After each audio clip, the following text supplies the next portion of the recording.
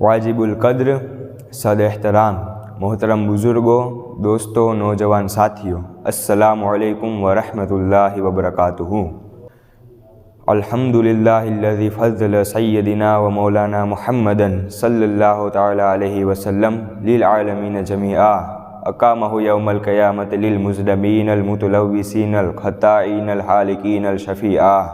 اما بعد فقد قال اللہ فی القرآن المجید، اعوذ باللہ من الشیطان الرجیم، قل هل يستوي الذین یعلمون والذین لا یعلمون، صدق اللہ العظیم وبلغنا رسولہ الکریم۔ ہر واعظ ہر مقرر خطبہ مسکونہ کے بعد کسی نہ کسی آیت کریمہ یا حدیث مبارکہ کو اپنا عنوان سخن بنایا کرتا ہے۔ اسی قانون اور ضابطے کے تحت میں نے بھی قرآن مقدس کی ایک آیت کریمہ کی تلاوت کرنے کا شرف حاصل کیا۔ مذکورہ آیت پر روشنی ڈالنے سے پہلے آئیے ہم اور آپ مل کر سبز گنبد میں آرام فرمانے والے آقا، بے سہاروں کا سہارا، غریبوں کا ماوا، یتیموں کا ملجا، بے کسوں کا کس، بے بسوں کا بس، سیاہ لام کا مالک انس و جا، سید المرسلین طٰہٰ و یاسین، شہنشاہ ذی وقار، کائنات کے اولین فصل بہار، حضور احمد مجتبیٰ محمد مصطفیٰ صلی اللہ علیہ وسلم کی بارگاہ عالی جاہ میں اپنی غلامی کا ثبوت حاصل کرتے ہوئے درود و شریف کا نذرانہ پیش فرمانے کی سعادت حاصل فرمائے اور آواز و بلند پڑھے۔ اللہم صلی علی سیدنا محمد وعلی آلہ صحابہ وبارک وسلم۔ جب علم ہی نہیں تو عمل کیا ہوگا، کہ جب علم ہی نہیں تو عمل کیا ہوگا، جس بیاباں میں شجر ہی نہیں تو پھل کیا ہوگا۔ معززین گرامی، میں نے ابھی جس آیت کریمہ کی تلاوت کرنے کا شرف حاصل کیا، مذکورہ آیت میں اللہ تبارک و تعالیٰ اپنے محبوب علیہ السلام سے فرماتا ہے کہ اے محبوب، آپ کہہ دیجئے کہ علم والے اور بے علم برابر ہو سکتے ہیں؟ معززین گرامی، میں آپ سب سے پوچھتا ہوں، کیا علم والے اور بے علم برابر ہو سکتے ہیں؟ نہیں، ہرگز نہیں، اس لیے کہ علم روشنی ہے اور جہل تاریکی ہے۔ روشنی اور تاریکی برابر نہیں ہو سکتے، اجالا اور اندھیرا برابر نہیں ہو سکتا۔ علم وہ دولت ہے جسے کوئی چرا نہیں سکتا۔ علم وہ دولت ہے جتنا خرچ کیا جائے اتنا بڑھتا ہے۔ علم وہ دولت ہے جو کبھی گم نہیں ہو سکتا۔ علم تاریک دلوں کو منور کرتا ہے۔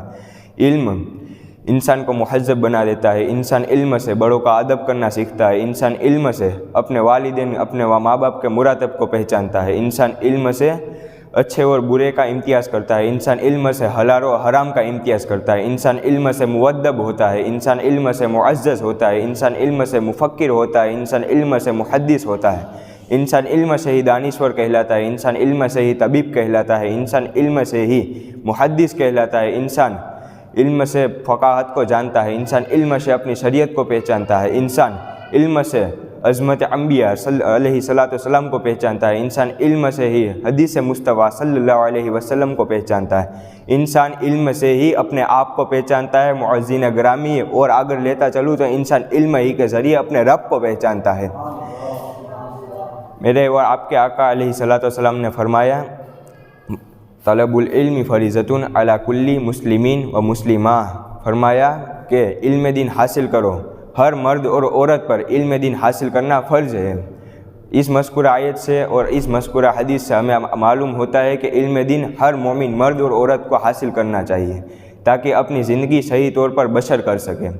اگر کوئی شخص علم دین حاصل کرتا ہے تو اپنے ماں باپ کے مراتب کو پہچانے گا اور اپنی اولادوں کو سنت مصطفیٰ صلی اللہ علیہ وسلم پر چلنے کی تاکید کرے گا، اپنے آپ کو سنت مصطفیٰ صلی اللہ علیہ وسلم پر چلنے کی کوشش کرے گا اور اپنے بیوی کے حقوق کو پہچانے گا۔ اور اگر کوئی عورت علم دین حاصل کرے تو اپنے شوہر کے حقوق کو پہچانے گی، اپنے بال بچوں کو، اپنی اولادوں کو شریعت مصطفیٰ اور دین اسلام پر روشن کرے گی اور اپنے پڑوسیوں سے حسن سلوک سے پیش آئے گی۔ اسی لیے میرے اور آپ کے آقا نے فرمایا ہے کہ علم دین حاصل کرنا ہر مرد اور عورت پر فرض ہے۔ اور ایک روایت ہے، میرے اور آپ کے آقا فرماتے ہیں، من خرج فی طالب العلم ہوا فی سبیل اللہ حتی یرجع، فرمایا کہ علم دین حاصل کرنے کے لیے اگر کوئی شخص گھر سے باہر نکلا، جب تک کہ وہ گھر نہیں لوٹتا اللہ کی راہ میں ہے، اگر اسی حالت میں اس کا انتقال ہو جائے تو اسے شہید کا مرتبہ عطا فرمایا جائے گا۔ اور ایک روایت ہے، علم دین حاصل کرو اگرچہ تمہیں چین جانا پڑے۔ علم دین حاصل کرو اگرچہ تم چین میں ہو، معنی یہ ہے کہ علم دین حاصل کرو اگرچہ تمہیں دور کا سفر کرنا پڑے۔ علم دین حاصل کرو اگرچہ تمہیں مشقت اٹھانا پڑے۔ علم دین حاصل کرو اگرچہ تمہیں بھوک اور پیاس سہنا پڑے، علم دین حاصل کرو، اگرچہ تمہیں چاہے کوئی بھی تکلیف اٹھانا پڑے۔ اس لیے معززین گرامی، ایک عالم دین کے فضیلت بہت بڑی ہے۔